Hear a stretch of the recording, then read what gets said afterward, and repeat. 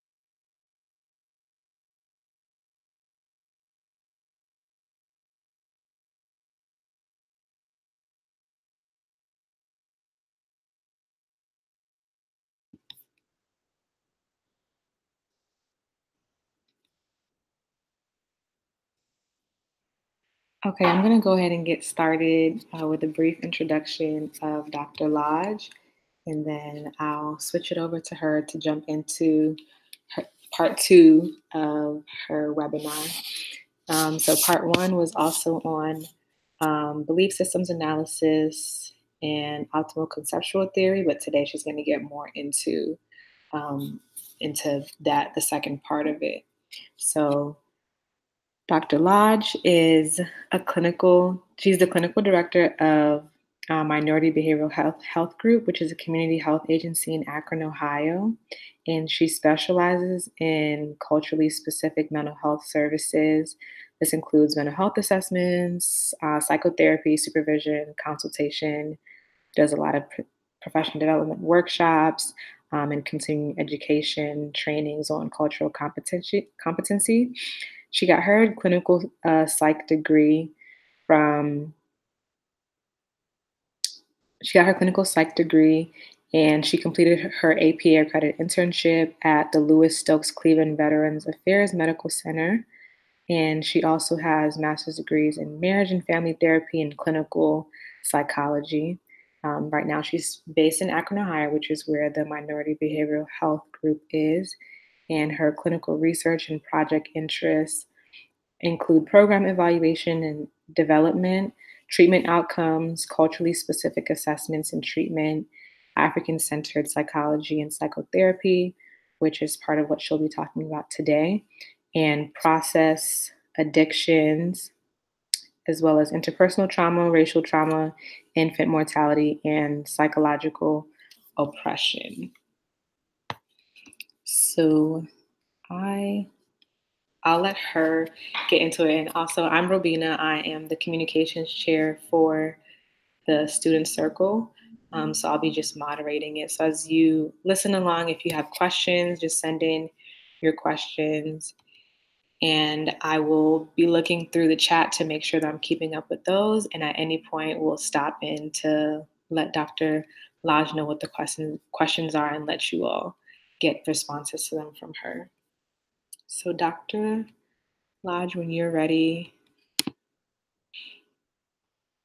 you can go ahead and unmute yourself and get started.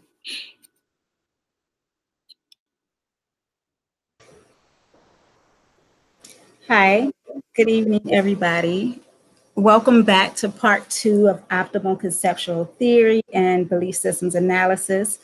This evening, I'm going to spend the majority of my time talking about belief systems analysis, which is the actual therapeutic approach derived from optimal theory. The objectives that I would like to cover are, and I'm just waiting for the slides to show.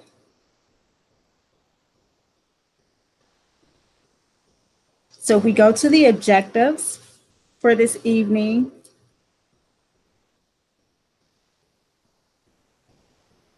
my hope is that participants will increase their knowledge of belief systems analysis, learn how to apply and translate BSA principles and interventions in a clinical setting, and overall increase awareness, knowledge, and skills applying a culturally specific therapy as well as interventions. Before I get into BSA, I just want to recap optimal conceptual theory, which we talked about in part 1 of the webinar. In order for us to really understand the practice of BSA, we have to first understand the actual theory. And basically, the theory and therapy is developed by Dr. Linda James Myers out of the Ohio State University. And this is the model, the theory and therapeutic approach that we adopt here at Minority Behavioral Health Group. As the clinical director, I oversee clinical services, all training and supervision.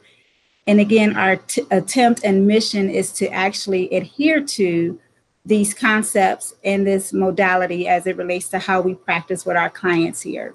We're also doing outcome research and looking at data to see how effective this model is. So that will be forthcoming. But I do want to just highlight the fact that there's limited research and limited application information in the literature as it relates to how to apply this model. So I'm going to spend some time talking specifically about that. And I do want to say that this is the approach that we practice from MBHG. And so my expertise, if you will, and the information that I'm going to be sharing is based off of how we practice and understand Dr. Myers' work here at Minority Behavioral Health Group. Optimal conceptual theory, briefly, talks about how oppression contributes to, maintains, and sometimes exacerbates psychological distress in people of African descent. And what Dr. Myers wanted to highlight in her theory is how oppression and how a suboptimal worldview contributes to mental health distress, and it limits our ability to cope and adjust to a society that is often oppressive. Optimal theory allow us to examine our history that predates the period of enslavement, and also look at the period of enslavement and how that has manifested into some of the behaviors and interactions that we currently see in modern day times. So optimal theory, that I'm going to call OCT, optimal conceptual theory, allows us to have a frame in which we can examine the African American experience through oppression, through historical injuries, as well as the worldview that we tend to adapt or are socialized into from our upbringing. So based on optimal theory, Dr. Myers developed belief systems analysis, which again is the psychotherapeutic approach that comes directly from that theory. BSA is a model that is considered cognitive in that it really explores and examines the cognitive messages, the worldview, the belief systems that we have. So essentially, we want to understand how we are thinking about the world, how are we thinking about ourselves, how we are thinking about our existence, how we are thinking about what we value, how we are thinking about our relationships, how we are thinking about our spiritual understanding. So examining our cognitive messages and our beliefs about the world and who we are and how we exist and how we exist in this world and with others is a cognitive approach. The approach is also psychoeducational in that it is an approach that actually teaches the optimal conceptual system that it is promoting. And I'll talk a little bit about what optimal conceptual system means and what that actually entails. But it is a model that actually provides education on what an optimal worldview would look like and how to adhere and internalize such model. It is process oriented, meaning it's not something that is structured or that is manualized that you can prepare for. It's spirit led. So 2 participants is in the room and whatever presents in the room is managed and kind of processed through. So it's very difficult sometimes to grasp, and some of the feedback and the research that we've done here at Minority Behavioral Health Group points out the process spirit-led nature of the model, and that there's really no structure or guidance that kind of help you move from one phase to the next. However, I will say more about that as we get throughout the PowerPoint.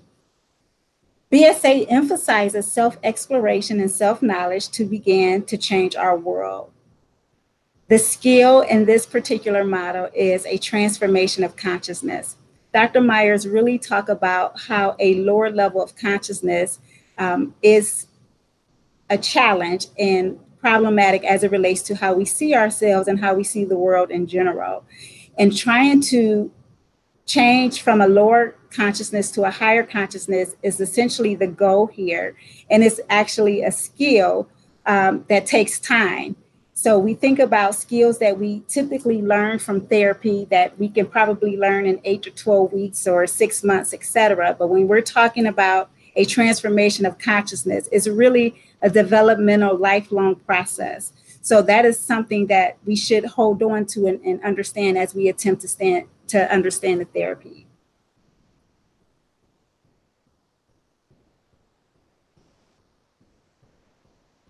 Before I get into the actual phases of therapy and what it entails, Dr. Myers talked about prerequisites that are necessary before a clinician or provider can engage in such work. Myers talked about believing in the conceptual system one is promoting. So again, BSA is actually promoting an optimal worldview, which is the optimal conceptual system. And in order for one to do so, it is the belief that one must believe in that system before it can be promoted. Ability to engage in the belief system of the client to understand and point out the benefits from altering systems. So again, there's a level of understanding that the clinician can engage in the belief system and understand the belief system of the participant, the client, in order for them to point out the challenges in that system and the benefits. There's an ability to continue to evolve with the client. When I talk about this therapy, I'm going to talk about the symbiotic relationship and the parallel process that takes place between the client and the therapist, who I'm going to also refer to as participants. Dr. Myers say that to decrease the hierarchy in the therapeutic session, both the therapist and the client are seen as participants in the process, as both are going through a developmental process of attempting to understand worldview and how our worldview impacts us, and how our worldview can contribute to psychological distress, as well as give us a means for healthy coping. Understanding that the therapist and the client share a common context is something that is key in attempting to do this type of work. And lastly, awareness of some of the difficulties inherent in making the transition from one conceptual system to another. So again, understanding that it is a difficult process-oriented approach. It's also developmental. It's a lifelong process. It's very necessary for us to understand the difficulties when attempting to unpack one worldview, learn another worldview, and see the benefits and challenges of such a worldview. If we understand the difficulties of this process, we are less likely to become overwhelmed or not able to see the progress, or to feel stuck or challenged as it relates to how long it may take for someone to begin to process through such a consciousness change.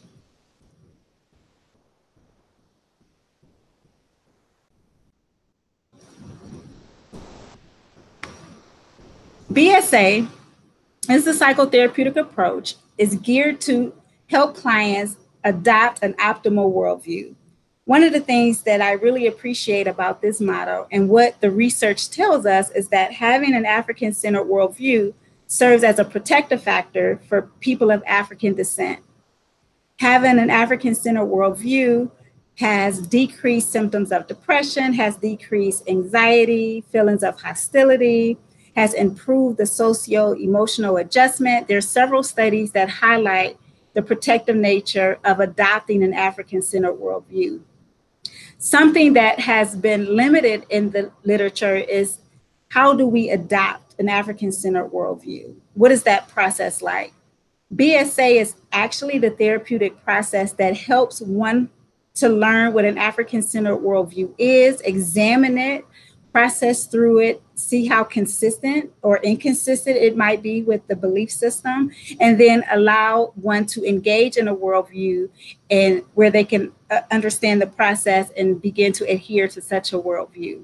So this is the process that helps one understand, gain insight to, and begin to practice and live by and embrace an African-centered worldview. It is concerned with the impact of oppression and transformation of consciousness. According to Myers, BSA builds upon the wisdom tradition of learning, self-mastery in the process of moving from lower consciousness, which is considered fragmented and suboptimal, to a higher level of consciousness, which is considered more holistic and optimal. We talk about BSA as being a cognitive psychoeducational model. However, it is holistic in nature, as it do not separate the cognitive, affective, behavioral, optimal, unconscious, cultural, or metaphysical. It essentially considers everything that is important to our existence. So although some of the therapeutic techniques are more cognitively based or more psychoeducationally based, it is a holistic approach in that it considers and explores and processes every aspect of our existence.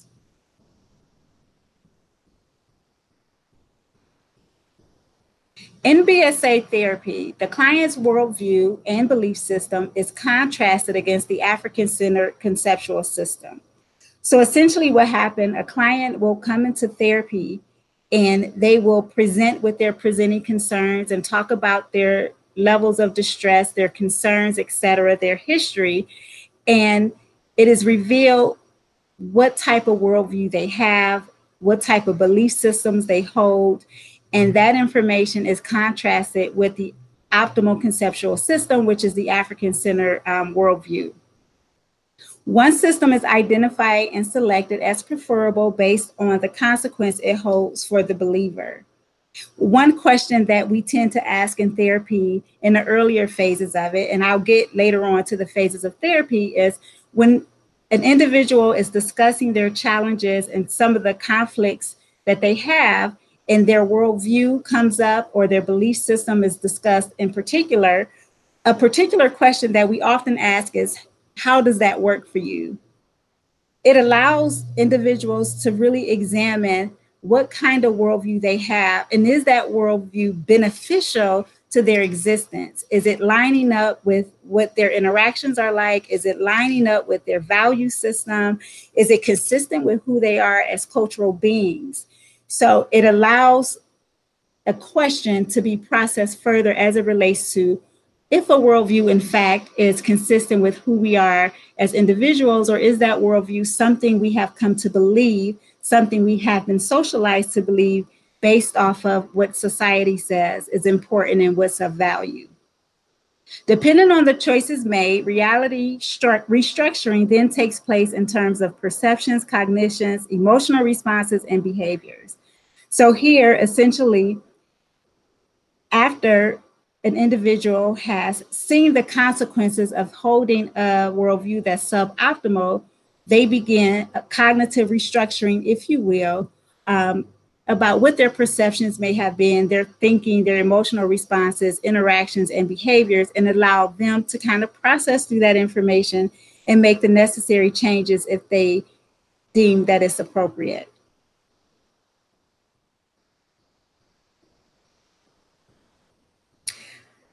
The goal in BSA essentially is to improve the quality of life of the client and those around him or her by raising his or her level of consciousness to the optimal. So again, the essential skill and takeaway is to raise your level of consciousness, and ultimately that would translate over into your ability to raise the level of consciousness in those around you.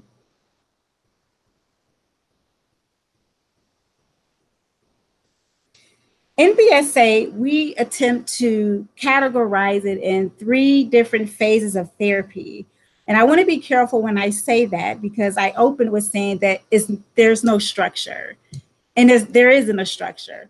However, to kind of make sense of how therapy operates and some of the things that should happen in sequence, although it may not happen in sequence, there are 3 phases of therapy that we tend to point out. The first phase of therapy is geared toward the therapist's examination of the client's current belief system and an assessment of how much change is needed. So it's an examination process. It's where the assessment takes place. So here, there are 2 things that we can do specifically. There's the belief systems analysis scale that I talked about in part 1 of the webinar. This is the actual scale that is consistent with optimal theory and belief systems analysis that was also developed by Dr. James Myers and colleagues. And this measures worldview. So if you want to learn something about the client's belief systems and worldview, administering this assessment prior to therapy and processing some of the items and how those items were scored in the therapeutic context is one way to concretely examine a worldview. Other ways is through examination of questions. So essentially, again, what we want to know in phase 1 is about the worldview that the client holds. Is the worldview suboptimal or is the worldview optimal? As it relates to the worldview, what we want to know is how the client views themselves, how they view others, how they view themselves in connection with others. What do they value? Where do they place highest value? We want to know something about the BSA principles that I'll talk about in the next slide. And any questions related to their identity, their purpose of being, human nature, the role of consciousness, and responsibility must be thoroughly explored. So this type of exploration happens during the first phase of therapy. And I will say that it can happen throughout the entire phase of therapy, whether you're technically in the second phase or third phase. At the end, there's always room to further explore and examine the belief system and the worldview, because it's ever evolving and it's such a learning process and a developmental process that you can't just do it in one phase and be done with it. So again, there lies the process-oriented, spirit-led orientation of this approach. Phase 1 is about examining, but examination of the client's worldview happens throughout the therapeutic process.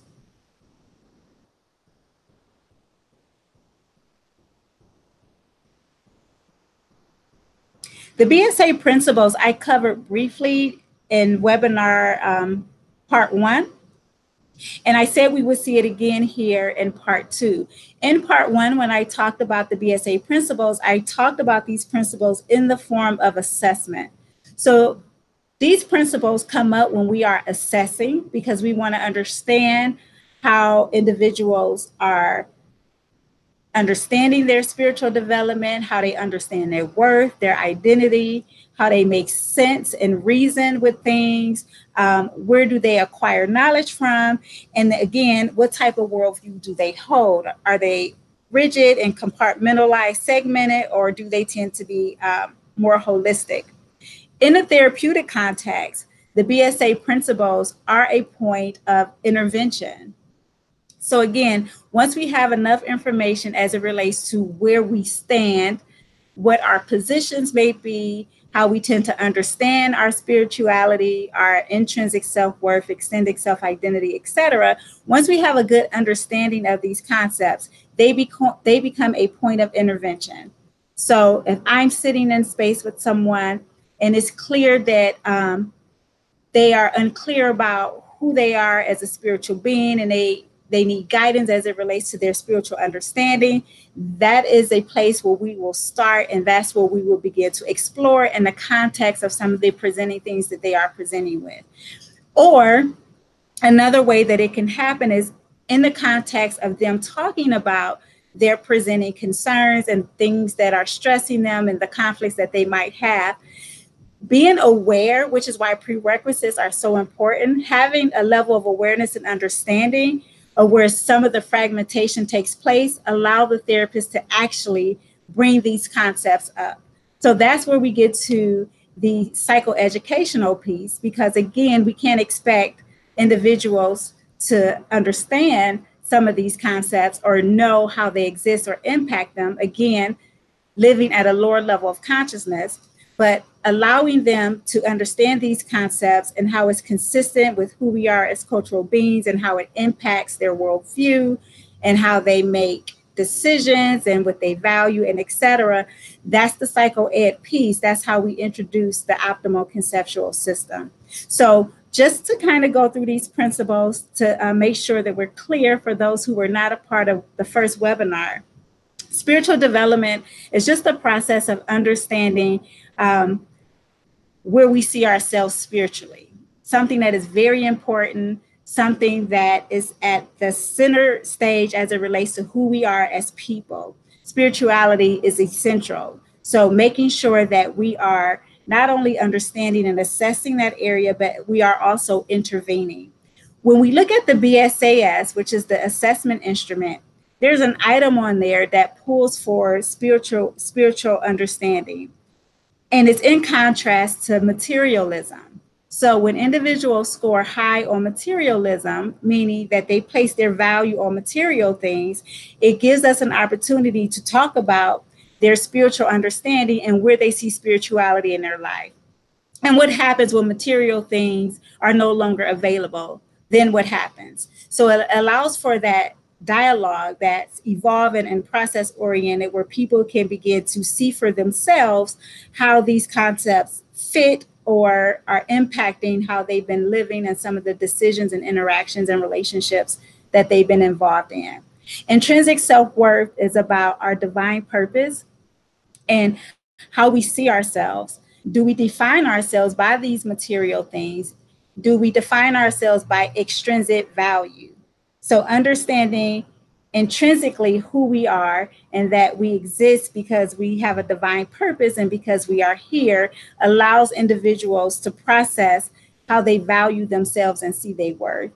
The extended self-identity basically talks about how we see ourselves in connection with others, how we are impacted by our community, how we're impacted by our families, how we are impacted by our higher power, how we're impacted by our ancestors and the yet unborn.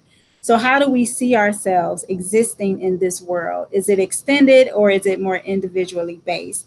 Again, this allows discussion and a process-oriented nature to allow individuals to just really figure out how they see themselves. Again, these are not things that we are thinking about on a regular basis. And when we are in crises or having challenges and conflicts, these are not the concepts that we are relying on to kind of help us make sense of that. So these become a point of therapeutic intervention in a therapeutic context.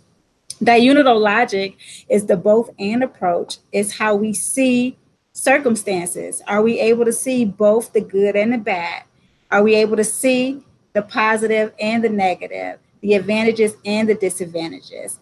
Helping us to be more diunidal in our thinking, allow us to see when we do have challenges, that those challenges are an opportunity for growth and development.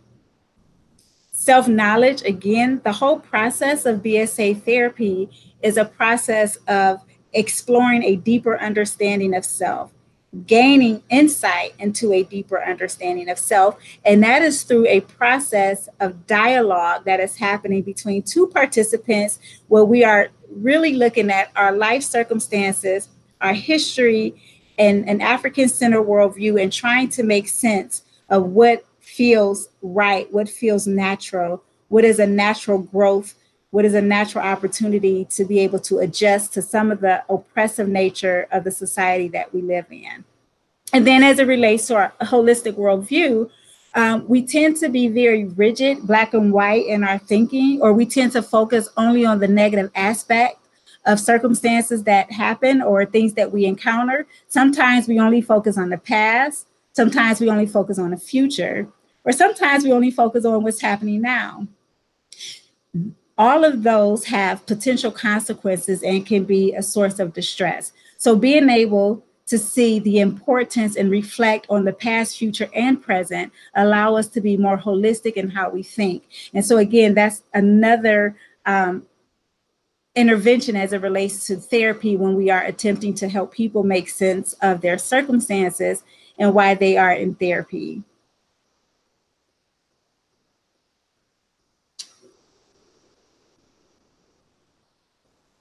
So, Dr. Lodge, I want to pause for a moment just to let you know some of the questions that have come up so far.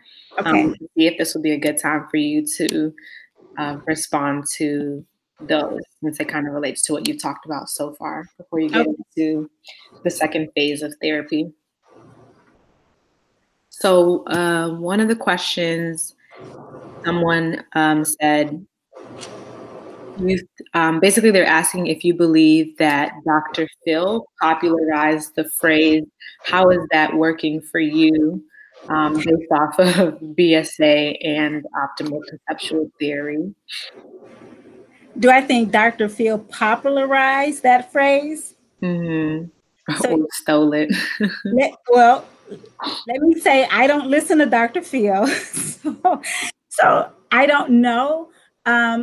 However, in the context of therapy, when someone is expressing, how they feel or things that they've experienced, and if they're able to point out the challenges in those circumstances, a natural follow-up question would be, how is that working for you? Or does that work for you? Or tell me the consequences of that. So not necessarily that we have to use the Dr. Phil comment per se, but the follow-up question essentially is, tell me how that's been for you, that, you hold this belief system, but these are your experiences and there's an obvious conflict there. Mm-hmm, mm-hmm.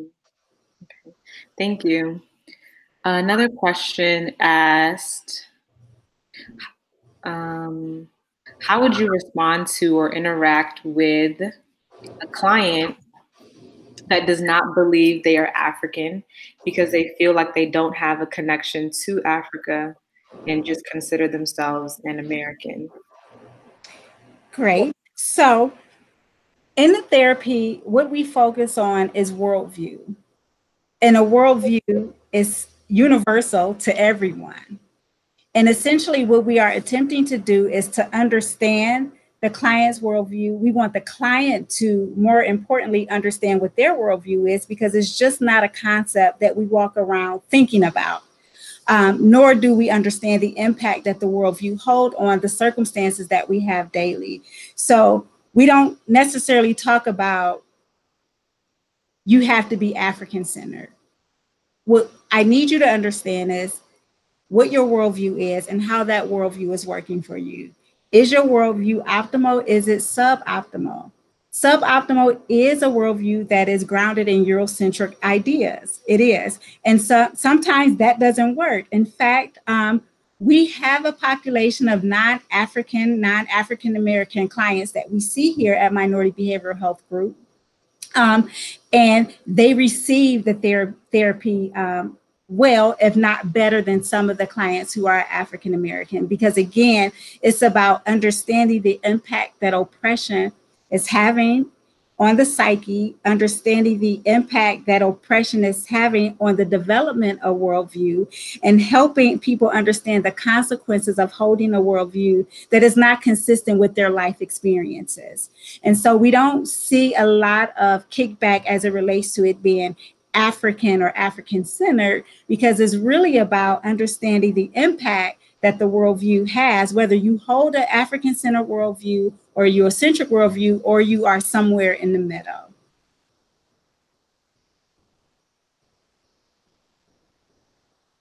Thank you. And then the last question before we can continue on to the second phase is, how does the client and the therapist's religion, how does the client and the therapist's religious beliefs influence the spiritual development portion of the principles? It does. And so whether the client and therapist have similar religious beliefs or different religious beliefs, It's more about understanding what your religious beliefs are, how it fits into who you are as a spiritual person.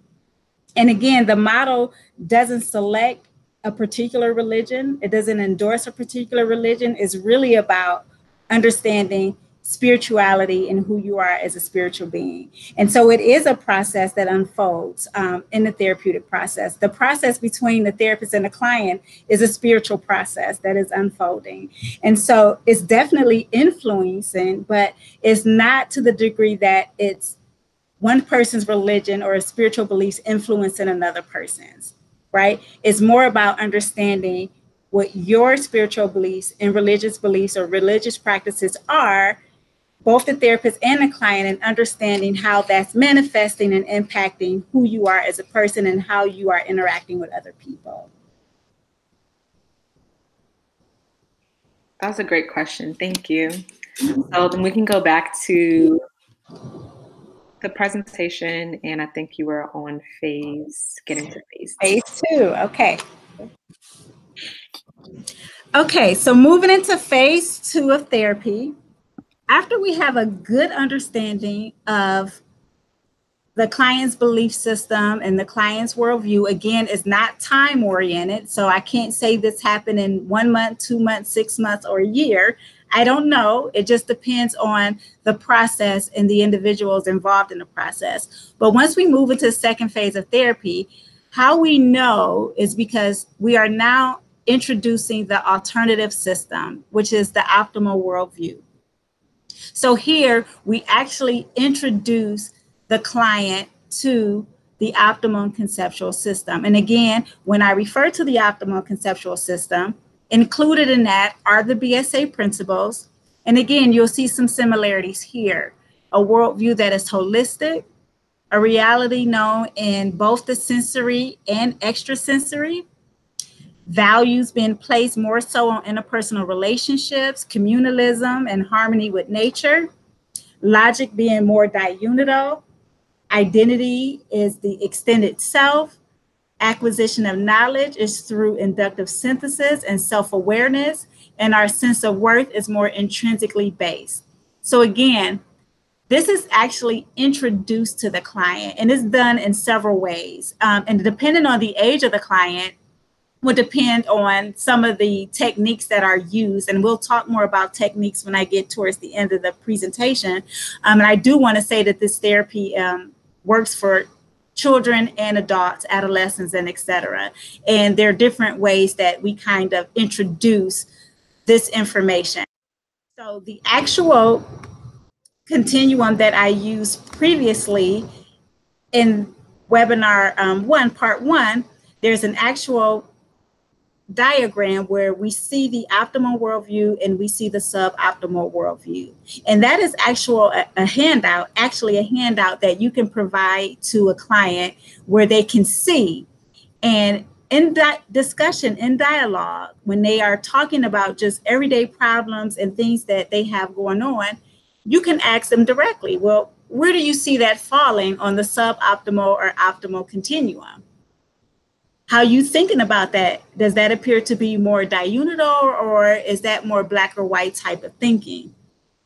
Again, when they're talking about, things that are more materialistic and placing value there, you can ask them directly. So where do you see that falling? Is that something that is more Eurocentric, or is that something that is more optimal? So there's visual aids that can kind of help promote this or introduce this particular worldview to clients. And again, depending on the age of the client, there are certain techniques that you can use that will allow them to see that process. But phase 2 is all about actually saying, this is what we value back during ancient Africa.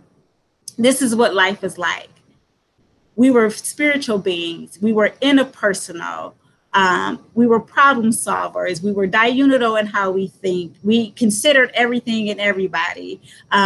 We understood who we were, just given our divine purpose. So being able to talk about how life was like prior to enslavement and colonization allows an information and psychoeducational process as it relates to how we develop our worldview, what our worldview was like naturally, and then how it was shaped and socialized due to some of the traumatic and historical injuries that we sustained as a people throughout the years. So again, second phase of therapy is that whole introduction. And again, this is something that I see very differently from other therapeutic approaches, because again, yes, we want them to figure it out themselves as it relates to how they've been living and what their worldview has been and how it's impacted them.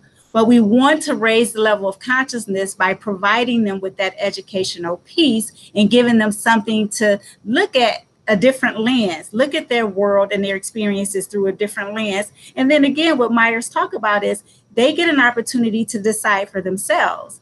Do they want to continue to adopt and adhere to a worldview that has consequences, psych distress, inability to cope, inability to adapt and adjust? Or do you want to adhere more to and adopt a worldview that's going to bring you everlasting peace, harmony, love, relationships, and etc.? So it is actually introduced during this phase of therapy. Again, it's not a phase of therapy that is time limited. And you will see some of this also happening throughout the therapeutic process, whether you vacillate between stage 1 and 2, or once you get into phase 3 of therapy.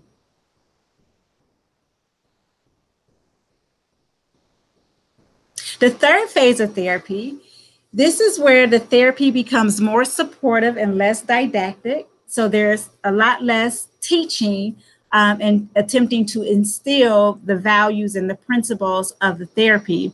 But one becomes aware of his or her true identity in an African-centered paradigm as God manifesting, and comes to rely on inner knowledge, which is that self-knowledge, when they are attempting to make sense of their world, consequences, decisions, interactions, and etc.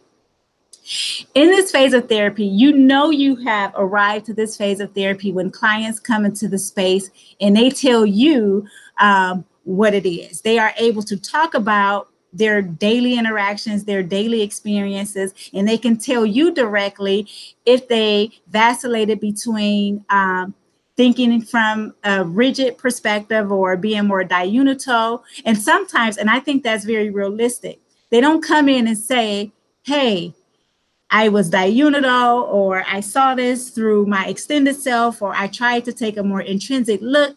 They're not able to say that. In fact, they'll come in and say that when they struggled and they understood where the struggle was and where the distress were, they were able to look through a different lens and find some peace, an avenue of comfort as it relates to how they might have been making sense of whatever circumstance or situation that they may have encountered. So when the individuals can come into therapy and they can talk, they can lead the session by talking through what their experiences are, what their beliefs are, how their beliefs have been shaped or changed, or how a circumstance made them feel this way, but when they looked at it through this different lens, they saw greater peace, etc. When they're able to get to that process, that's when we look at the third phase of therapy.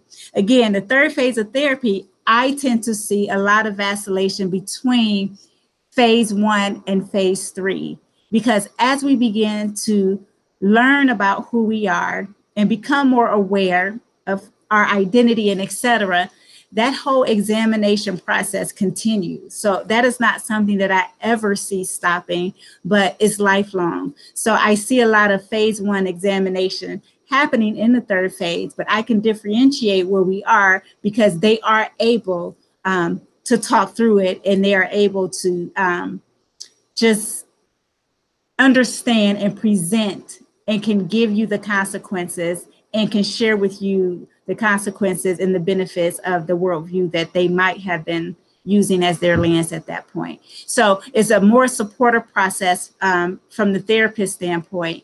There's less teaching, less probing, if you will, but it's basically allowing the client or participant at that point to kind of drive the process.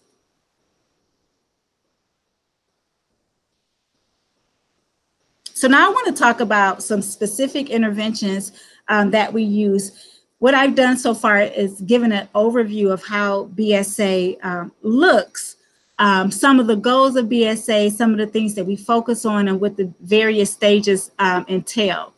But as it relates to specific interventions, I always tell people there are a lot of interventions that we learn about or that we're interested in that we might see show up in other treatment modalities and other theories. Here's the rule of thumb. And some of those examples are journaling and bibliotherapy and cognitive restructuring and et cetera. Those are things that sound pretty common across therapeutic treatment modalities. But the difference here in belief system analysis is when we're talking about interventions, one of the things that I like to emphasize, there are 4 things, and I tell my supervisees and students all the time, it's not about the intervention, it's about the purpose. So when you want to do an intervention or you have an intervention in mind and you're thinking about something that you believe will be effective, there are 4 things you must ask yourself. What is the purpose? Why that particular intervention? Why do you want to do that? Why is it important in the context of what is manifesting in the therapeutic relationship? What value essentially is that intervention instilling? And is that value consistent with the optimal conceptual system? Now, that's what's key. A lot of times we're doing interventions and we're doing therapeutic work, and we're not necessarily aware of the value connected to some of the interventions that we're using. Some tend to think that interventions are value neutral, but I will argue with the literature and some of the literature that supports no intervention is value neutral. There's always some value, whether we are aware or not, connected to an intervention. So understanding what that value is, and is that value consistent with the optimal system, or is it suboptimal? And essentially, what are you teaching? So when you think about interventions, you can be as creative as you like, but do you understand the purpose and the importance? Do you understand what the value attached to that intervention is, and what value is consistent with the optimal conceptual system? And essentially, what are you teaching? So when we talk about interventions, we can be as creative or flexible as possible. However, these 4 points are very important in considering before we intervene. Because again, if you are doing an intervention and it's promoting materialism, or it's promoting individualism, or it's promoting a fragmented sense of self, then that's not consistent with the optimal conceptual system. So I think that that's key and primary. If you don't take anything else away from this webinar, remember that when you are intervening with clients, there is a value attached. And we want to make sure that that value is not instilling things that could be harmful or inconsistent with the actual motto.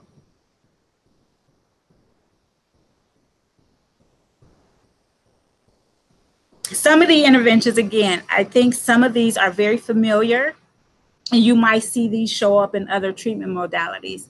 But absolutely monitoring thoughts and feelings, teaching clients to become a critical thinker, question and challenge assumptions and make holistic analysis, meditation and relaxation exercises. Bibliotherapy is a big one, especially for children. I primarily see adults. I use bibliotherapy. When we're talking about bibliotherapy, we're talking about books that are examining African-centered values, African-centered experiences, raising levels of consciousness. Some of the books that I use in particular are books by Naim Akbar, Community of Self, Breaking the Psychological Chains of Slavery. We use post-traumatic slave syndrome. Again, and I work primarily with adults. So when I'm attempting to help adults understand the Black male-female relationship and some of the violence that we see and things that we just see in modern day times that are really symptoms of the period of enslavement, that information is offered in a variety of easy, user-friendly books that we can share with our clients. So I like to say, yes, bibliotherapy is very important, but the content is what's important. So are we reading things that are consistent with the worldview and conceptual system that we are attempting to promote, or is it inconsistent with that? So understanding that the therapy and what the theory is trying to get underneath, the books have to be consistent with that. The same goes for psychoed. What are we providing education on? Are we educating on history that is counterproductive to African American history and African history? Are we providing information that is not consistent with who we are as a cultural being? Again, attempting to bring more consistency and less of a conflict. I think the whole process that unfolds between the therapist and the client is a process of racial socialization. Racial socialization is something that we see as it relates to how we are exposing our clients to what it means to be African. How are we exposing them, and how are we modeling for them what it means and how it means to feel about being African, how it feels about being African American? Our identity. Are we socializing ourselves to be uplifting and liberating, or are we socializing ourselves to adapt to and adhere to what's Eurocentric minded, and et cetera? So the whole process of racial socialization, even in the books that we're reading, the dynamic that is playing out between the therapist and the client, the educational things that we might be sharing, the fact that we are introducing clients to the optimal conceptual system and what it means to have an African-centered worldview and the benefits of adhering to that worldview, all of that is a process of racial socialization. The virtues of Mayat and the Nguzo Saba are the values that we point to all the time in the therapy. These work very nice for children in particular, especially children in the school system. We service the local schools here in Akron, Ohio. And so we have teams of school-based therapists who are in the schools attempting to help students learn, not get suspended from school, not be anxious, depressed, hostile, etc. Some of the behaviors that we see in the school setting. Well, not only do we teach the kids about the virtues of Maya and Nguzo Saba that help shape their behavior, because we know kids, especially African American kids, do not adapt well to the behavioral approaches. That's what research demonstrates, and our professional experiences demonstrate that kids do not respond to behavioral intervention. CBT has significant limitation as it relates to African American children.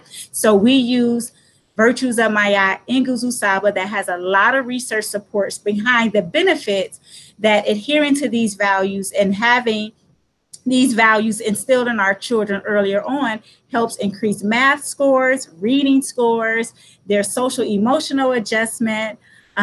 It helps them refrain from getting into violence, drugs, and alcohol, and some of the other things, unfortunately, that the community is exposed to. So the virtues of Maya are instilled in the therapeutic contacts with kids, with their parents, and with the teachers.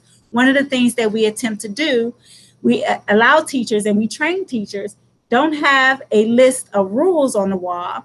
Post the virtues of Maya, post the Nguzo Saba. And when a child is not acting accordingly, just ask them to point to the virtue or the principle of Nguzo Saba that they are acting in accordance with. And if they're not, it allows them an opportunity to correct that behavior. So virtues of Maya Nguzo Saba are critical aspects of the therapeutic approach, especially as it relates to how we work and service children. Activities useful in increasing self-knowledge. Use of the African Day name is a huge intervention that we use here at Minority Behavioral Health Group with adults and children. One of the things that we do early on, and especially in phase 2 of the therapy, is we expose individuals to their African day name. And again, that day name is based on the day of the week that they were born. This intervention in particular allows them to see character traits, instilling that intrinsic self, that intrinsic value that will help mitigate some of the extrinsic and materialism that we often see in our people. So the African day name, and we use it. We call our clients by their day name. We use it in our personal lives. We call each other, the staff here, by our day names. And again, it just allows us to embrace the intrinsic nature, the divine purpose, and the character traits that we endorse or that we are striving to endorse as it relates to who we are as a people. Observation and analysis of popular culture is something huge, especially in the group setting that we tend to do here. Rituals, establishing rituals, beginning and ending sessions, whether it's a group session or individual session with children or adults, with rituals. Again, it allows us to open the space and close the space and be more spiritually connected and grounded. Once we do this and we model this, which is the next point in our therapy sessions, clients typically walk away and they're able to translate these things in their home environments and in their personal environments. Waking up with rituals, going to bed with rituals is really a healing and spiritual process that allows us to further connect with who we are and connect with who we are in our existence in connection with others. Modeling, again, just to reiterate the importance of modeling. Again, that gets back to the prerequisites that Dr. Myers talked about. Just modeling the African-centered optimal conceptual system worldview allows people to observe it, to see the benefits of it. It's attractive to them. So essentially, they want to model and embrace and adhere to something very similar.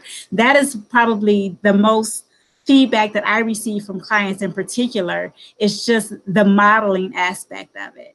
So again, it's difficult to model if it's not something that you genuinely believe in or practice on a daily basis. So modeling, I think, is an essential technique that is used in this approach. Then we have several therapists who are trained in mythological storytelling that they use to kind of help children in particular, and especially the adolescent males, to kind of make sense of their stories and to be able to tell their stories or hear their experiences through myth. That is often done in conjunction with African drumming. African drumming, again, something that helps us connect spiritually, helps with meditation, helps calm the spirits. You can open and close sessions with African drumming. African drumming is often used to kind of help with attention or focus and coordination and etc. So there's a lot of creative things that can be done as it relates to the use of African drumming, but it is something that is essential in the therapeutic process. Critical analysis and depiction of African culture through all forms of mass media. Again, that is something that's very helpful for the younger generation, specifically adolescents, high schoolers. Exploration of family history. This is done with genograms. One of the things that I like to caution against, depending on how we're using genograms, what I like to include, not necessarily caution against, but when we do genograms, we tend to limit it just to the family that we know. And unfortunately, sometimes that's all we know because we are a culture that has been isolated and stripped away from our ancestors and our culture and our identity. So there's only so far back we can go as it relates to a genogram, but making sure that we are able to include history, ancient African history, as well as those historical injuries, because this allows families and individuals to put some of the challenges that they see in their current family dynamics into a larger context. And the reason that that is important, because typically what we see in families is we begin to blame each other, or we disconnect from family because of some of the injuries that are happening in the family.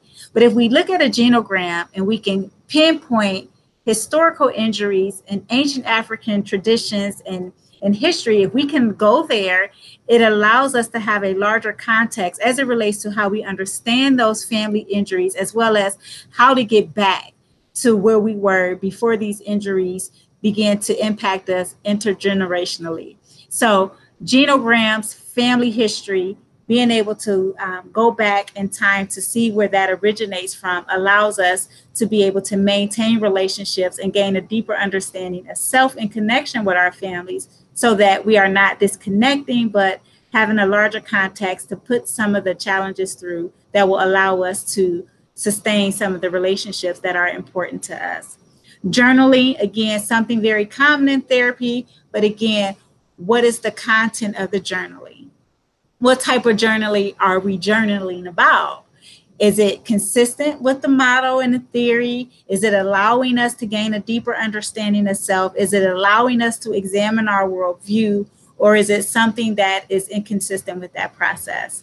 So these are some very specific interventions that we use under BSA. But again, interventions are very flexible. You can be as creative as you want, as long as you understand what value is attached to that intervention, and ultimately, what are you instilling in the client as well as in yourself, and if that is consistent with the optimal conceptual system that Dr. Myers promotes.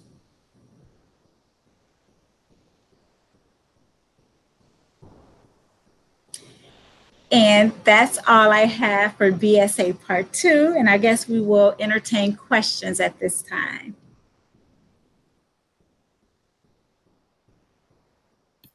Yes, so let's see. Thank you, Dr. Lodge, again. Some of the questions that came up, I'll ask one about that connects to what you just talked about in terms of interventions. How about play therapy? Someone asked about whether that can be incorporated into BSA. Yes, a lot of therapists, especially therapists that work with children primarily, they do use play therapy techniques. But again, it's what are you using? And is it consistent with what the theory and the therapy is suggesting? Mm-hmm. Games, again, books, African-centered books, checkers. There's things like that that are kind of used to kind of help promote and instill the values. Specifically with the kids, what I would say is if you're using play therapy techniques, incorporate use of virtues of Mayat or Nguzu Saba, because essentially that's what we're attempting to do with the younger population, is to instill those values. Some of the other concepts, it's just, they're not cognitively, developmentally appropriate for that. Mm-hmm. Instilling the values that, are more age appropriate at that level will be more conducive to the model. So play therapy techniques that highlight, use virtues of Mayat, the African day name, or Nguzu Saba, I think anything related to that would be okay.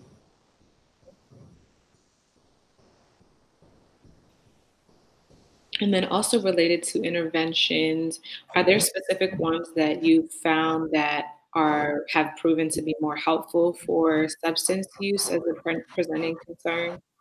For substance use? Yeah.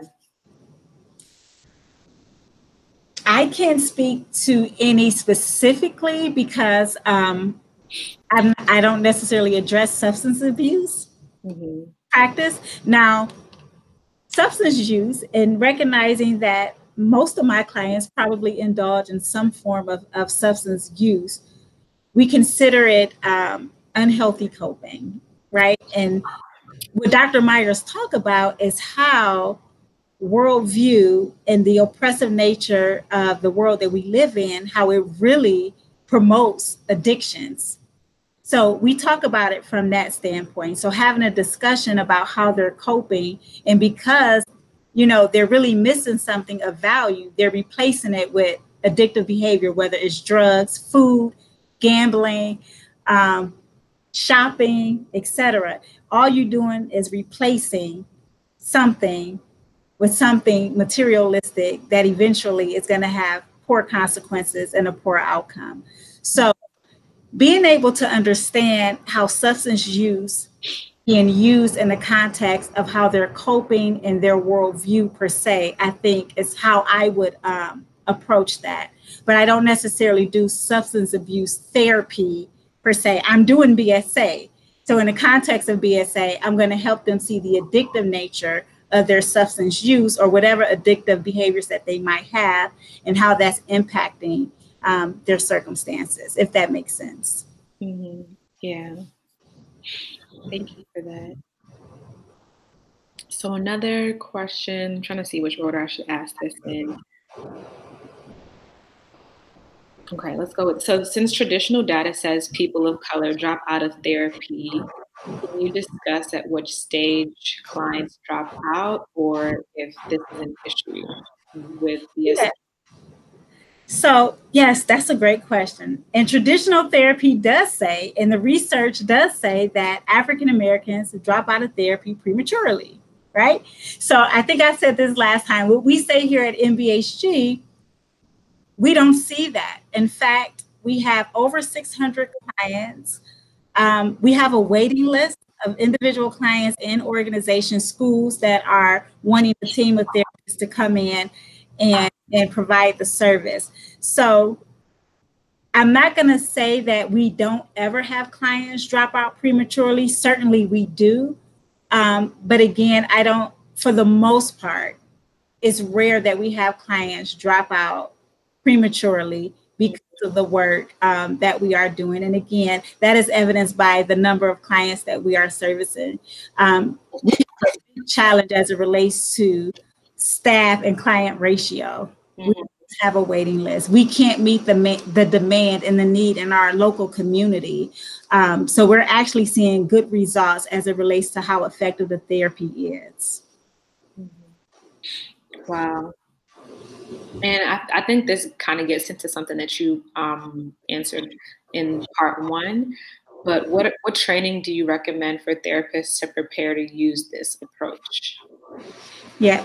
So we provide tons of training specific to this approach.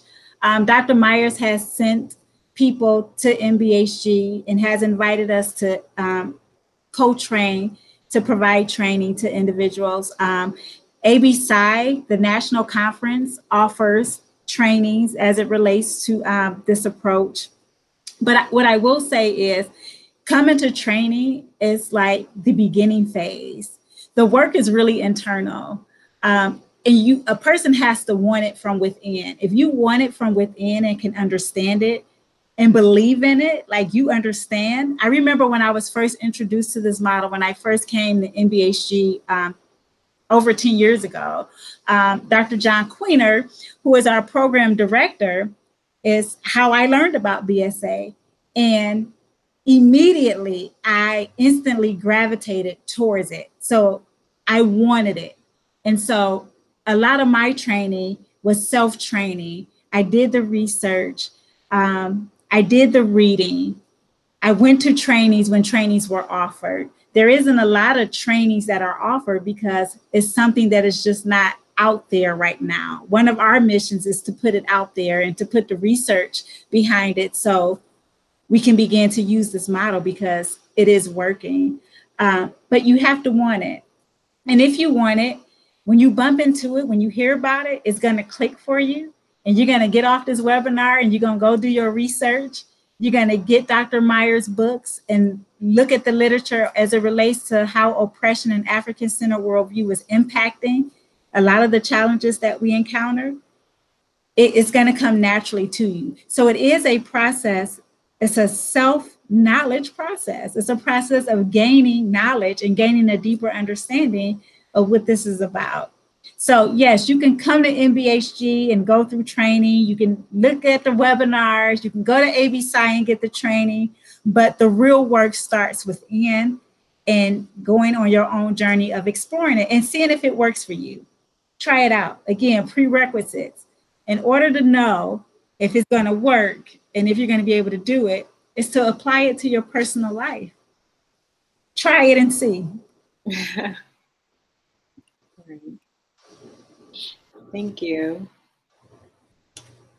And then about MBHC, what is the racial ethnic makeup of your therapist?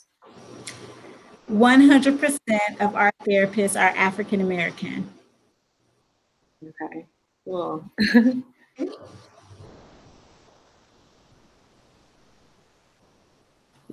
All right, two other questions. So, since ignorance can often be bliss, do clients ever express regret after becoming more conscious or woke?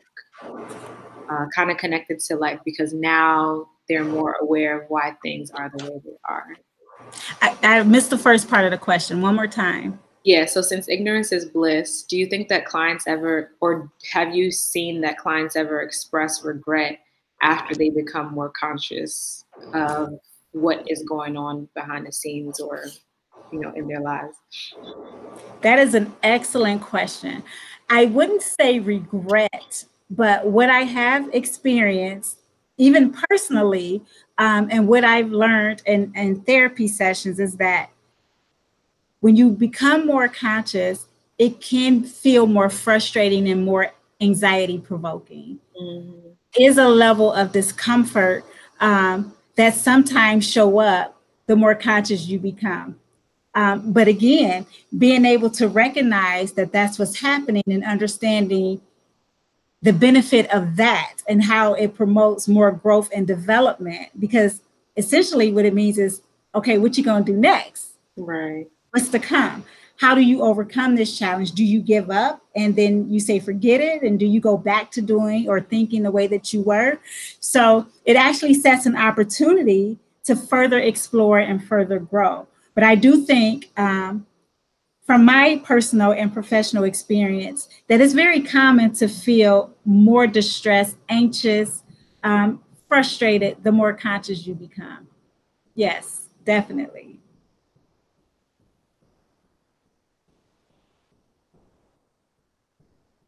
This is a good one.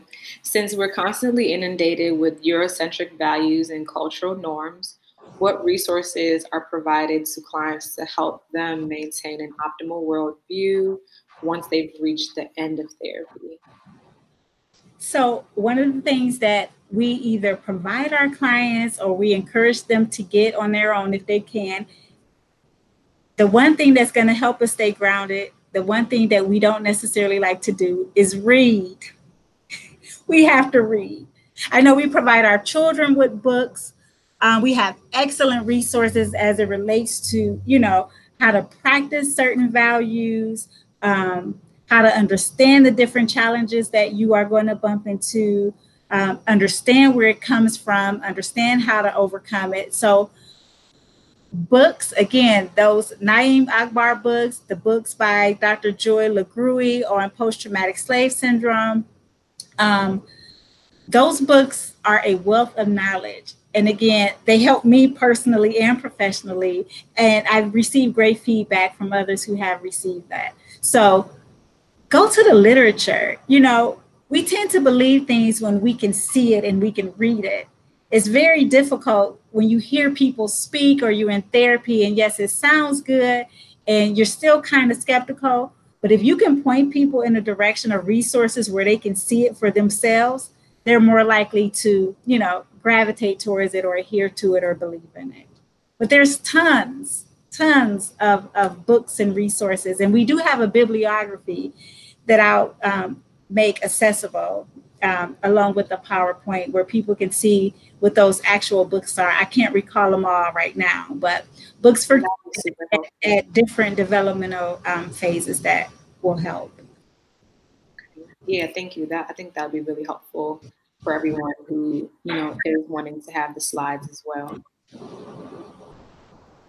Another question, how would you suggest that we think of our personal consciousness on a daily basis as therapists of color? One more time. How would you suggest that we think about our personal consciousness on a daily basis as therapists of color? How to think about it? Yeah. You mentioned like doing the work and Yeah, I think that's a great question. So the first thing I want to say is the first step is you have to think about it. I'm always saying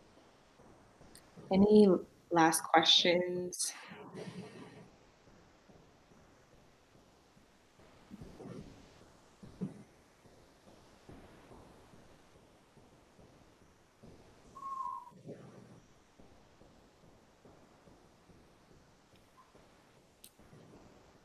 Okay. Dr. Lodge, can you say your email out to me so I can type it in the chat so I don't have to like go look at it, and then I'll send it to them. Okay, you said tell you? Yeah. Oh, T Lodge Mhm. at mbhg.org.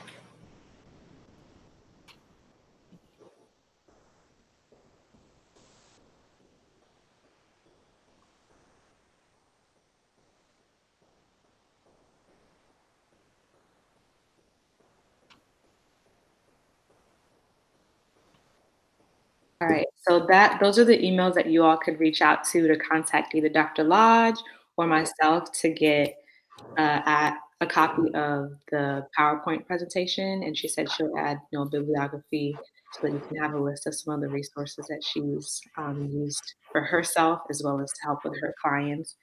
And then, yeah, if you have questions, just reach out to that. And last few announcements. So the what's it called? The conference proposals have been extended until the 28th, so 2 days from now, Thursday. So if you wanted to turn something in and didn't have a chance to do that, you have 2 days to turn it in. And then our next webinar is gonna be on March 26th, that's Tuesday, March 26th, at the same time, so 8 PM Eastern Time. And that one is gonna be on chartering a student circle chapter. So a lot of our students and different campuses have asked about how that works. So we'll have our membership chair, Erica Anderson. She'll be doing a webinar talking about that. And the webinars are always available on YouTube, so you can always go back and look through them, which is super helpful. And then Dr. Myers responded. She said, in her question about if you talked about optimization process, she said the role of negativity in human experience is edification and growth. Thus, it's all good. Yeah. She said that the optimization process emphasizes. Yes. Which allows the opportunity for growth and development. Yes. Thank you. Mm-hmm. All right. So I think we'll wrap it up there. Do you have any last words, Dr. Lloyd? I don't. I appreciate the Student Circle for coordinating part 1 and part 2 of Optimal Conceptual Theory BSA. It's always a pleasure to share what we're doing at Minority Behavioral Health Group. Again, we will have trainings forthcoming at the annual convention as well as here at Minority Behavioral Health Group in Akron, Ohio. So we'll make sure that we are continuously sending out trainings and putting out the research to support the work that we're doing. So thank you all, and thank you, Dr. Myers, for your work and for attending the webinar. It's always a pleasure. Yes, thank you. And thank you all for tuning in. Thank you for your support. We really appreciate it. And we're excited that you're excited to learn about these things and look forward to getting more suggestions from you all about what you would want to see from us and what's valuable for you in getting your feedback. Yeah. Oh, someone asked if there's going to be any trainings on the East Coast. Yeah, they can contact you about that. But the training that's coming up in July at convention, that's going to be in Orlando, Florida. But if you know more specifics, you can email Dr. Lodge at the email that I provided above. Thank you all.